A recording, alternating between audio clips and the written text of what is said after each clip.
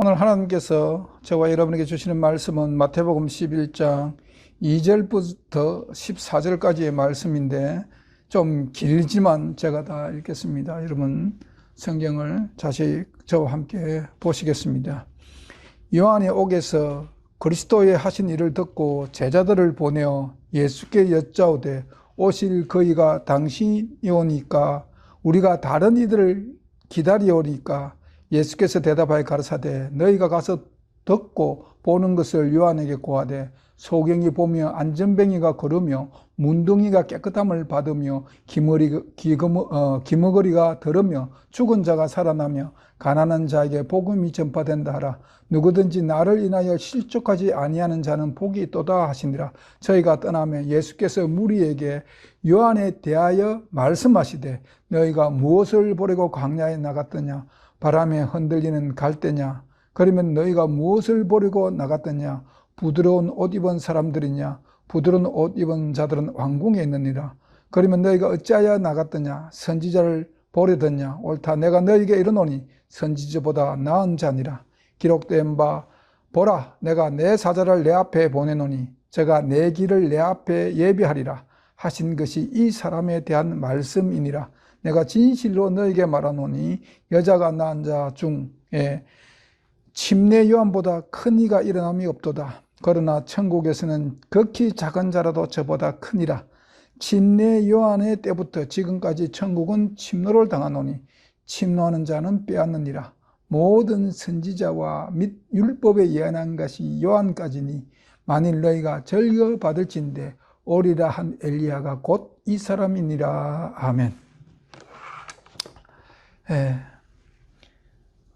우리는 이게 침례 요한의 그 행적을 보면서 이 마지막 시대에 우리가 침례 요한의 사명을 저와 여러분이 감당해야 된다는 그런 사실을 여러분이 기억하셔야 됩니다. 오늘 우리는 침례 요한의 그 약한 부분을 오늘 우리가 성경에서 볼 수 있습니다.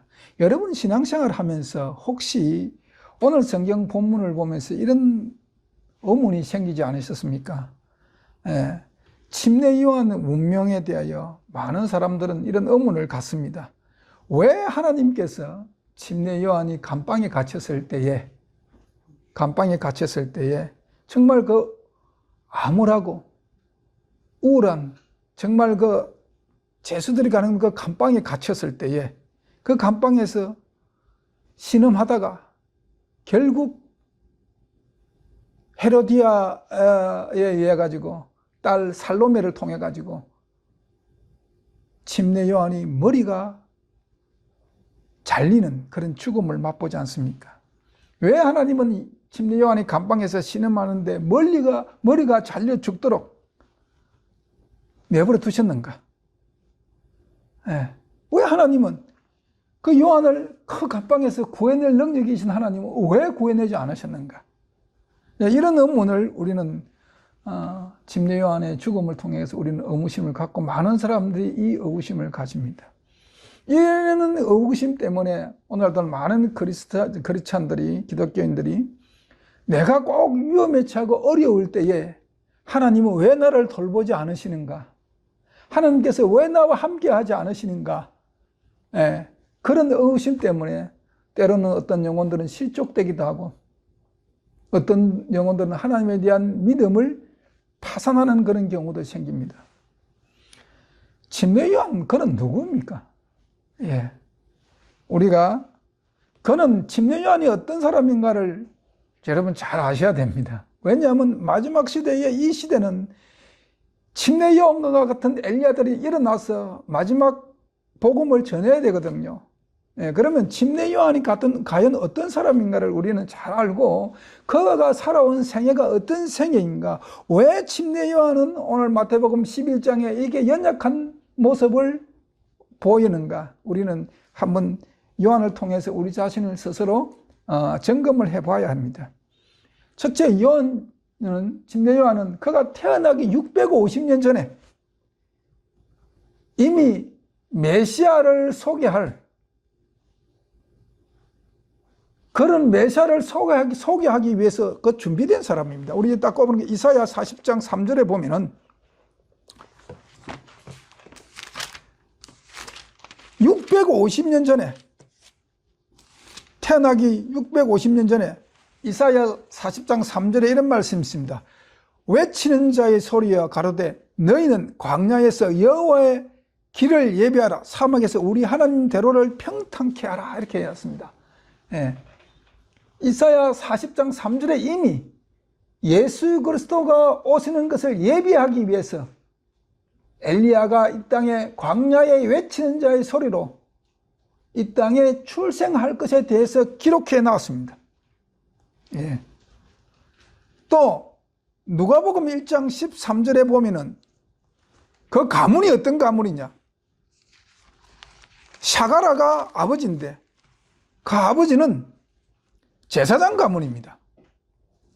제사장 가문입니다. 예. 제사장 중에 사가라가 그 반열을 들어 제사장 직무를 앞에 행할 때 누가복음 1장 8절에 그렇게 기록되어 있죠. 예. 그렇게 제사장 가문이죠. 출생을 제사장 가문에 합니다. 그리고 13절에 보면 천사가 일러, 누가복음 1장 13절입니다. 천사가 일러 가로되 사가라여 무서워 말라, 너의 간구함이 들린지라 내 아내 엘리사벳이 내게 아들을 낳아주리니 그 이름을 요한이라 하라. 이름도 부모에 의해서 지어지는 것이 아니고, 예? 천사가 와가지고 이름을 붙여줍니다. 그렇죠? 그리고 18절에 보면 사가랴가 천사에게 이르되 내가 이것을 어떻게 알려, 내가 늙었고 아내도 나이 많나이다. 쉽게 말하면 아브라함이 창세기 때 사라가 경수가 깨어나졌는데 어떻게 아들을 낳으리요라고 하죠. 지금 그런 심정이에요. 사가랴는 아내가 많이, 자기도 늙었어요. 늙어서 과연 생물학적으로는 아들을 낳는다 하는 것이 사가랴 입장에서는 불가능한 일입니다. 네. 그런데 하나님께서 제사장 가문에서 늙은 부모의 육신에서 태어났거든. 그런 하나님의 능력을 힘입어서 태어났다는 겁니다. 인간의 능력이 아니라, 육체의 능력이 아니라 하나님의 능력을 힘입어 태어난 자가 침례 요한입니다. 그리고 그는 이 당시에 침례 요한이 자기 사역을 외치는 자의, 광야에 외치는 자가 되어서 자기의 사역을 할 때에, 그때 다스리는 분부왕이 헤롯 안디바입니다. 헤롯 안디바가 동생의 빌립의 아내 헤로디아를 취함으로 말미암아 죄를 지으니까 그 분부왕 헤롯에게, 안디바에게 그것이 옳지 않다고 강하게 책망할 수 있는 그런 두려움이 전혀 없는 자입니다. 죄에 대해서는, 죄를 책망하는데, 죄를 들추어내는 데는 계급 여하를 떠나서, 신분 여하를 떠나서 강력하게 잘못됐다고 책망할 수 있는 그런 용기를 가진 자가 침례 요한입니다. 그리고 그는 예수님의 그 길을 평탄케 하기 위해서 이미 광야에서 자기의 유년 청년기 시절을 보내면서 아주 예비를 잘한 사람입니다. 그리고 마태복음 3장 1절 2절에 회개하라 천국이 가까우니라고 주님에게로 이스라엘 백성들을 인도하기 위해서 회개의 복음을 담대히 전하던 자입니다. 그때 침례받으러 요단강에 오는 바리새인과 사두개인들을 향해 가지고 뭐라고 해야 합니까? 독사의 자식들아, 그렇게 할 정도로 담대한 사람입니다.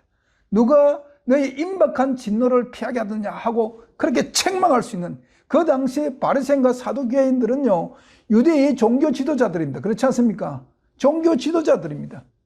그들을 담대히 꾸짖을 수 있는 그런 담력을 가진 사람입니다. 그는. 그리고 무엇보다도 침례 요한은 요단강에서 예수 그리스도에게 침례를 베푸른 자입니다. 그렇죠? 그 엄청난 영광을 가진 자입니다. 그 엄청난 영광. 예. 그 예수 그리스도에게 침례를 베푸른 자고, 그 침례를 베푸름과 동시에 하나님의 성령이 비둘기같이 예수에게 임하시는 것을 보았습니다. 예. 그리고 하늘로서 음성을 들었습니다. 마태복음 3장 17절에 이는 내 사랑하는 아들이요 내 기뻐하는 자라는 그 하나님의 음성을 직접 들은 자가 침례 요한입니다. 그리고 예수님을 요단강에서 침례 줄 때에 요한복음 1장 29절에 뭐라고 이야기합니까? 보라, 세상죄를 지고 가는 하나님의 어린 양이로다 라고 이야기합니다. 예, 세상죄를 지고 가는 하나님의 어린 양이라고 담대하게 말하던 자입니다. 즉 엘리야는 하나님께서 예수님의 초림을 외치는 자로 준비된 자였습니다. 그 준비된 대로 또 그는 외쳤습니다. 그런데 오늘 본문 3절에 2절 3절에 그런 그가 왜 예수님을 메시아인가 확인합니까? 왜 그가? 오늘 2절 3절을 봅니다. 요한이 옥에서 그리스도의 하신 일을 듣고 제자들을 보내어 예수께 여짜오되 오실 그이가 당신이오리까? 우리가 다른 이를 기다리오리까? 유대인들은요 메시아닉 호흡을 갖고 있었습니다. 예. 유대인들은 메시아닉 호흡을 가지고 있습니다. 이 메시아닉 호흡을 가지고 있는 자들이 예수님 시대에 예수님을 알아봤습니다. 예수님의 12제자도 예수님에 대한 메시아닉 호흡을 가지고 있기 때문에 알아봤고, 우물가의 여인도 메시아에 대한 그런 간절함이 있었기 때문에 예수님을 알아보았습니다. 그런 침례 요한이 이런 자인데 그런 왜 예수님이 메시아인가를 확인하려고 하는가? 여기는 잠깐 이런 배경을 설명합니다. 요한이 옥에 갇혔습니다. 옥에 갇혔는데 제자들이 요한을 찾아갑니다. 그 당시 요한이 옥에 갇혔을 때에 요한이 옥방문으로 나갈 수는 없지만 제자들은 언제든지 요한을 찾아서 볼 수 있도록, 만날 수 있도록 헤롯 안티바가 그런 재량을 주었습니다. 그리고 제자들은 언제든지 거기 서성 요한을 찾아갈 수가 있었습니다. 예. 그런데 제자들 마음에 질투심이 있었거든요. 우리 요한복음 3장 26절을 봅니다.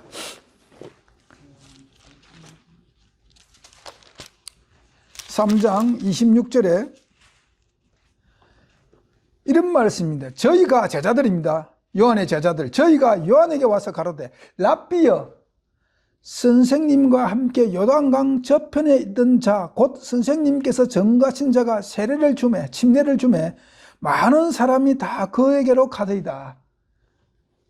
예수님도 함께 제자 다니면서 침례를 베푸는 것이 자기 스승 요한이 요단강에서 침례보다 더 많은 사람들이 모이니까 이게 시기심이 났거든요. 제자들이 질투심이 납니다. 그런 마음, 이 시기심과 질투를 인간이 우리 육체의 내면에 가지고 있는 이 시기심과 질투를 가장 기뻐하고 가장 좋아하는 존재가 마귀입니다. 마귀는 그 시기와 질투가 딱 나오는 순간에 마귀는 작전 들어갑니다. 마귀의 뜻이 뭐라고 그랬어요? 헬라어로 디아볼로스. 디아볼로스는 이간질 시키다는 뜻입니다. 이간질. 분쟁, 이간질 시키는 것이 마귀의 존재입니다. 그래서 제자들이 이런 질투심이 있을 때 마귀가 제자들을 즉시 이용합니다. 예. 제자들이 그런 질투심인데 마귀가 그 이용하는 것도 모르고 스승 요한을 찾아갑니다. 제자들이 예수가 메시아라면 왜 스승인 당신 요한을 석방시키기 위해서 아무런 노력도 하지 않습니까?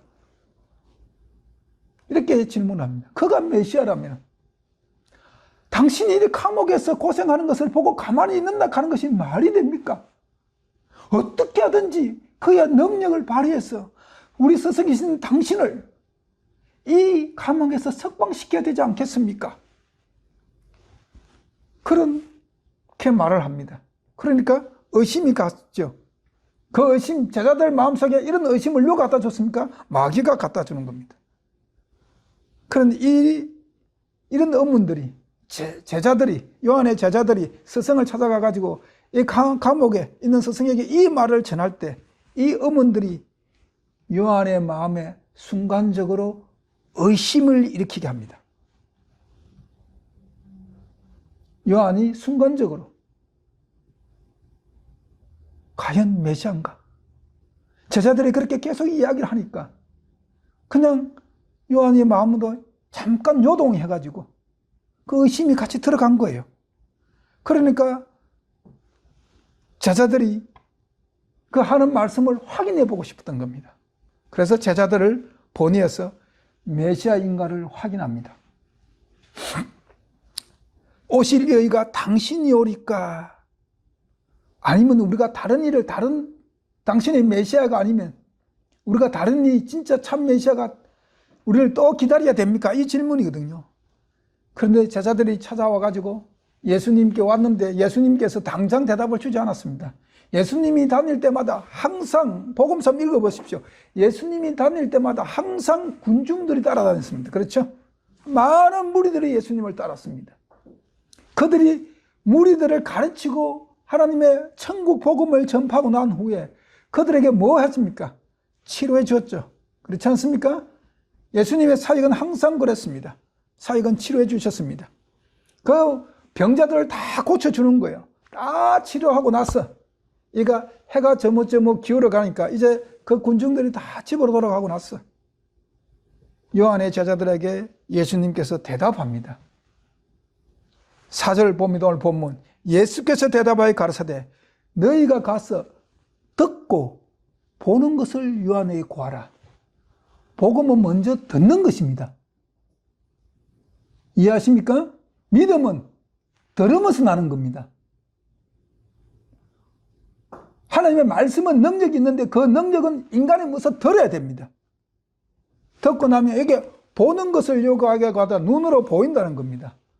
하나님의 능력이 말씀이 살아 운동력이 있는 것이 보이는 겁니다. 듣고 깨달으면 그 말씀이 내 속에 역사하는 것을 내가 보고 느낀다는 겁니다.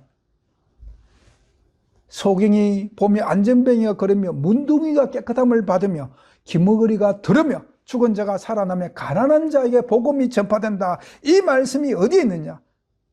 이사야서 61장 1절 2절에 있는 말씀을 상기시킵니다.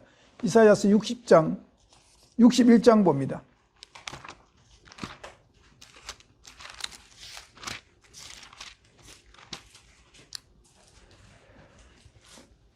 (61장 1절 2절) 제가 읽습니다.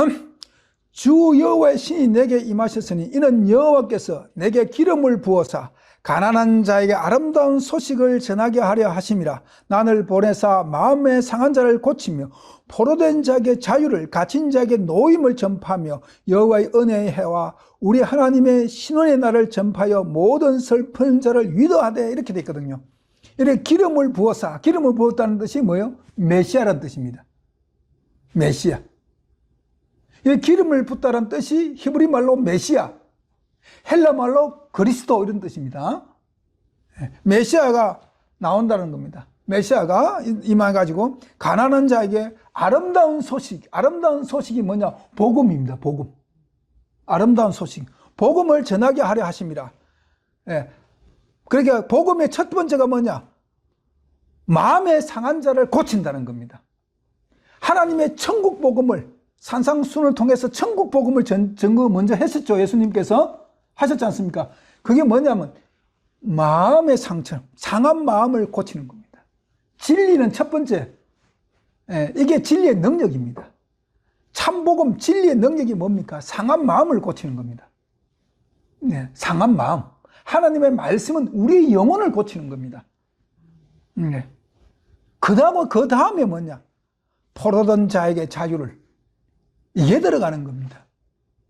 안전뱅이가 일어나고 문둥이가 깨끗함을 받고 기머리가 들으며 죽은 자가 살아나며 가난한 자에게 복음이 전파되는 것은 아름다운 소식이 들어가서 마음이 상한 자를 고치고 나면은 이런 자유함이 우리 속에 샘솟듯 솟아나는 것이 진리의 능력입니다.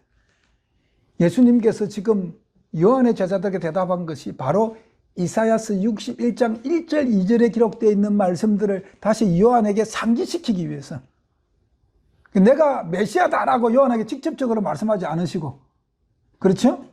메시아라 하는 것은 스스로가 하나님의 말씀에 비추어서 깨닫게끔 알게끔 하시는 겁니다. 예수님의 교육 방법은. 예.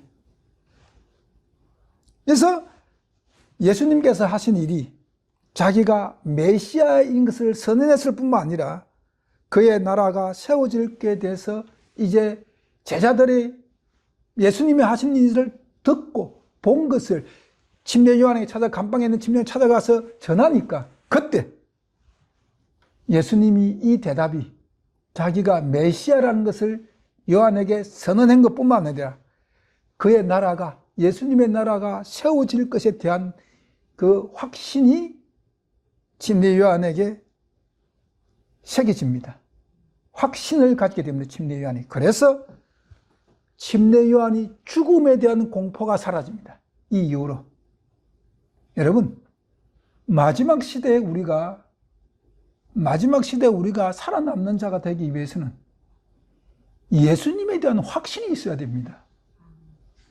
침례 요한도 제자들에 의해 가지고 잠깐 예수님에 대한 의심이 생겼지만 예수님의 대답을 듣고 그 마음에 확신이 일어났습니다. 확신이 일어나니까 죽음에 대한 두려움과 공포가 거기에서 떠나가는 겁니다. 사라지는 겁니다. 마지막 시대는 우리는 개국 이래 없는 환란이 우리를 기다리고 있는 것은 저와 여러분이 너무나 잘 압니다. 이 환란을 어떻게 견뎌낼 것인가? 예수 그리스도가 이 세상을 이겼다는 확신, 예수 그리스도가 나의 구주라는 확신, 예수 그리스도가 나를 위해서 하늘나라를 예비했다는 그 확신, 그 확신을 우리의 소망 가운데 갖는 것입니다. 하나님 나라가, 주 예수 그리스도의 나라가 곧 임한다는 것에 대한 여러분의 믿음의 확신이 있어야 됩니다. 그래야만 이 세상을 이기는 겁니다. 예. 그리고 9절 봅니다. 오늘 본문 9절. 예. 그러면 너희가 어찌하여 나갔더냐? 선지자냐? 선지자를 보려더냐? 옳다. 내가 너에게 이르노니 선지자보다 더 나은 자니라. 선지자보다 낫다고 예수님이 요한을 평가합니다. 요한을 평가합니다. 사실은 요한이 제자들을 보내가지고 예수를 메시아라고 확인할 때에 예수님께서 6절에 보면은, 본문 6절부터 먼저 6절에 보면 누구든지 나를 인하여 실족하지 아니하는 자는 복이 있도다 하시니라. 이 말씀은, 자, 너가 듣고 보는 것을 가서 요한에게 고하라고 요한의 제자들에게 말씀하고 나서 누구든지 나를 인하여 실족하지 아니하는 자는 복이 있도다 하시니라 하는 이 말씀은 은근히 요한에 대한 약간의 책망이거든요. 책망입니다. 예. 그러고 나서 이제 9절에 선지자보다 나은 자라고 기록하거든요. 예. 예수님의 이 책망, 6절의 이 책망이 요한이 두려움을 극복하는 그런 믿음을 갖는 계기가 되는 겁니다. 그리고 9절에 선지자보다 나은 자니라. 선지자들이 왜 이 이야기를 하느냐? 구약에 많은 선지자들이 있었습니다. 그렇죠? 여러분이 아시다시피 구약에 많은 선지자들이 있었습니다. 그러나 선지자들이 그리스도 예수님이 이 땅에 오시는 것, 예수님의 강림을 멀리서 바라보았던 반면에 침례 요한은 직접 예수님을 보았습니다. 그렇죠? 그가 메시아가 된다는 하늘나라로부터 하늘의 정언을 들었고 그를 하나님께서 보내신 자로 이스라엘에게 직접 소개했기 때문에 선지자보다 낫다는 겁니다. 침례 요한은 두 시대를 연결하는 고리였습니다. 13절에 봅니다. 모든 선지자와 및 율법에 연한 것이 요한까지니 그렇게 이야기합니다. 이 말씀이 뭐냐? 요한은 두 시대를 연결하는 고리였다는 겁니다.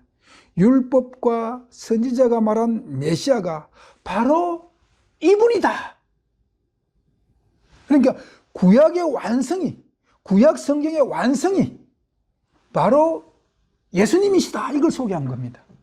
구약 성경 39권은 전체적으로 오실 메시아에 대해서 예언해 놓은 책입니다. 구약 39권은 오실 메시아에 대해 말씀해 놓은 책입니다. 요한복음 1장에 뭐라고 기록되어 있습니까? 말씀이 육신이 되어 1장 14절에 우리 가운데 거하심에 이렇게 표현되어 있죠. 말씀이 육신이 되어 우리 가운데 거하심에 이렇게 되어 있거든요. 그러면 여기 말씀이 예수님이시죠? 그럼 그 말씀 뜻은 구약 성경에 기록된 선지자들로 기록된 선지자들을 통해 가지고 수십 번, 수백 번, 수만 번 주어졌던 그 말씀이 바로 여러분들이 보고 있는 오늘 우리가 알고 있는 예수 그리스도시다. 이것을 소개한 겁니다. 그게 요한의 사명이었습니다. 그래서 큰 빛으로 우리를 인도해내는 아주 작은 빛의 역할을 감당한 것이 침례 요한입니다. 침례 요한의 운명에 대해서 많은 기독교인들이 의구심을 갖고 있죠. 왜 하나님께서, 제가 처음에 시작할 때 여러분에게 질문을 던진 것처럼 왜 하나님은 요한이 감옥에 있을 때 왜 구해내지 않는가? 어떻게 해서 목이 잘리는 죽음에서도 하나님은 그를 내버려 두셨는가? 여러분 한번 깊이 생각을 해보십시오. 우리 인간적인 통찰력으로 이 어두운 섭리를 알 수는 없습니다. 우리는 우리 인간의 입장에서는 그 요한을 감방에서 구해내는 것이 맞죠. 그렇게 요한을 목에 잘려 죽도록 내버려 두는 것이 아니라고 생각하죠. 우리 인간적인 입장에 생각할 때 예수님의 제자들도 요한의 제자들도 바로 그런 마음을 가졌거든요. 자기 스승이 담대하게 예수 그리스도를 소개했지 않습니까? 그런 스승을 어떻게 메시아는 그냥 내버려 두는가, 죽는데 내버려 두었는가 하는 겁니다. 여러분, 우리는 여기서 큰 진리를 찾아야 합니다. 예수 그리스도는 요한을 감옥에서 건져내서 육체가 더 생명의 연장으로 오래 살게끔 하는 것이 요한에게 영광일까? 그것을 예수님 입장에서는 생각한 겁니다. 여러분이 혹시 오늘 삶 속에서 고난이 와서 내가 정말 감당하기 힘든 그런 고난 가운데 있을 때에 하나님께서 침묵할 때에 여러분 마음속에 혹시 이런 마음이 들지 않습니까? 제자들과 같은 이런 마음이 들지 않습니까?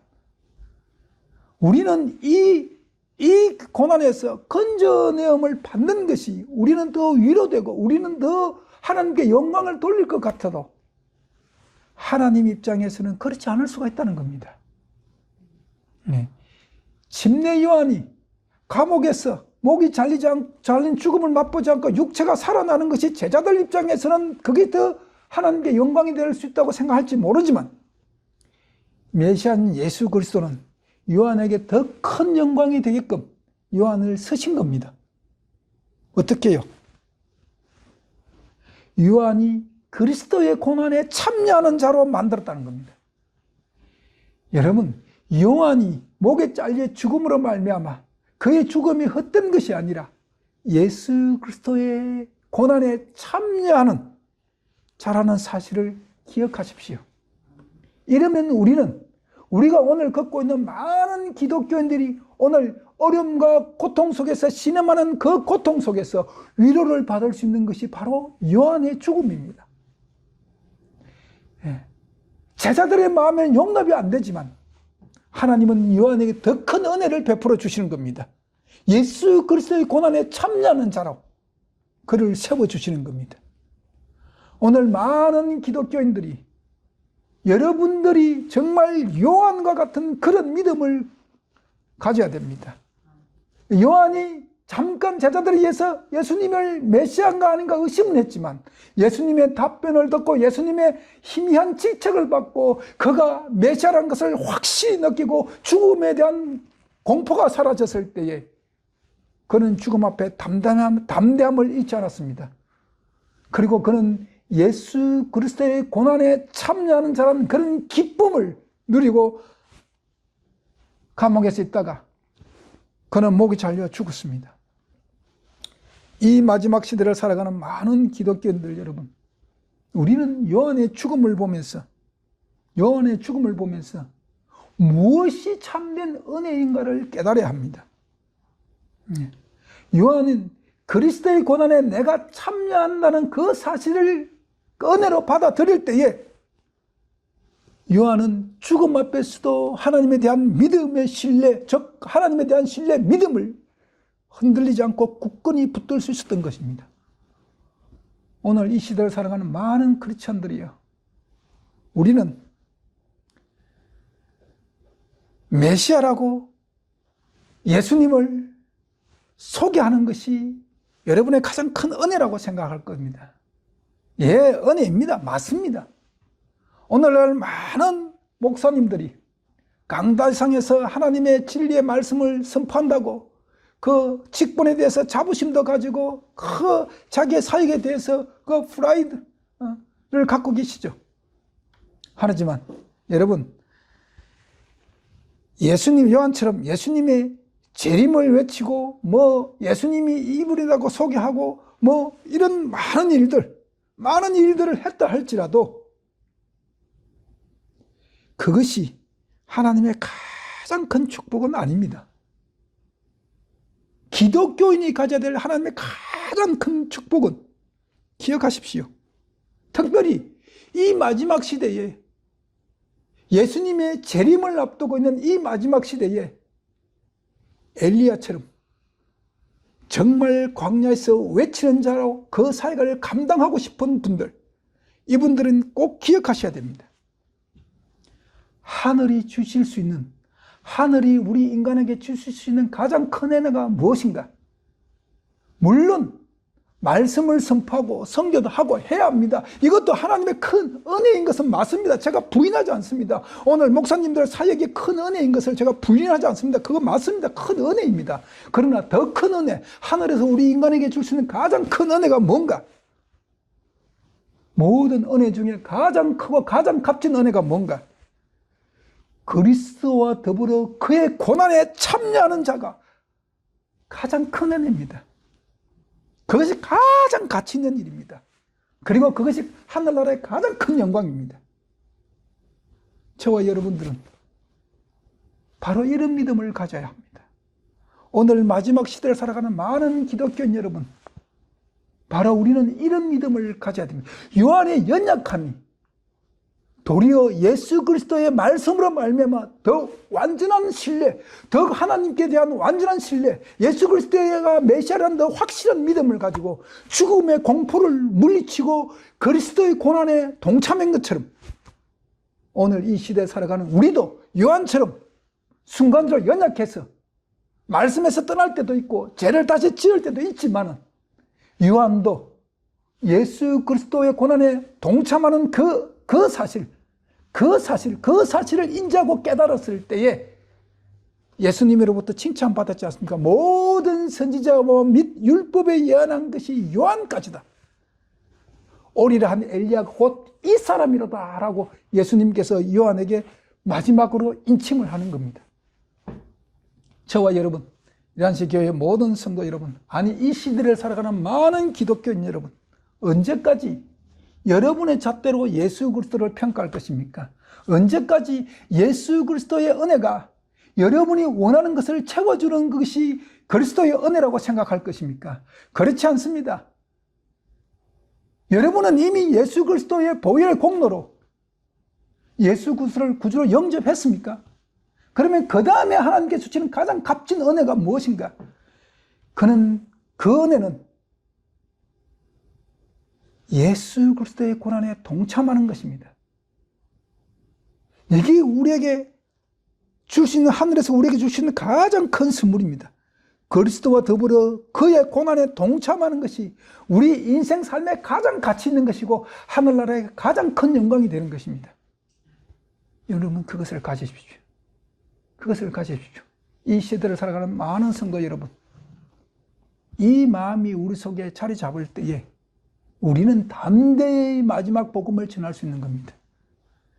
담대히 하늘나라의 복음을 전하고 예수 그리스도의 재림을 임박한 예수 그리스도의 재림을 앞두고 내 백성아 거기서 나오라고 강력하게 외칠 수 있는 무기가 거기 있는 겁니다. 짐승의 표가 우리를 강요해가지고 우리를 억압했다 할지라도 그것을 이길 수 있는 능력은 바로 하늘이 우리에게 줄 수 있는 가장 큰 은혜, 이 은혜를 저와 여러분 가슴 속에 새기는 것입니다. 기도하시겠습니다. 하나님 아버지 감사합니다. 우리는 정말 주님의 재림이 임박한 이 시기에 살고 있습니다. 이 시대 우리는 우리의 믿음을 다시 점검해 보아야 합니다. 하나님께서 주신 은혜가 무엇인가를 깊이 묵상하며 깨달아야 됩니다. 참된 하나님의 은혜는 예수 그리스도와 함께 그의 고난에 동참하는 것이 우리 믿음의 가장 가치 있는 길이요 가장 큰 영광인 것을 우리가 깊이 깨닫고 그 고난에 동참하는 자로서 남은 인생을 살아가게 하여 주시옵소서. 예수님 이름으로 기도합니다. 아멘.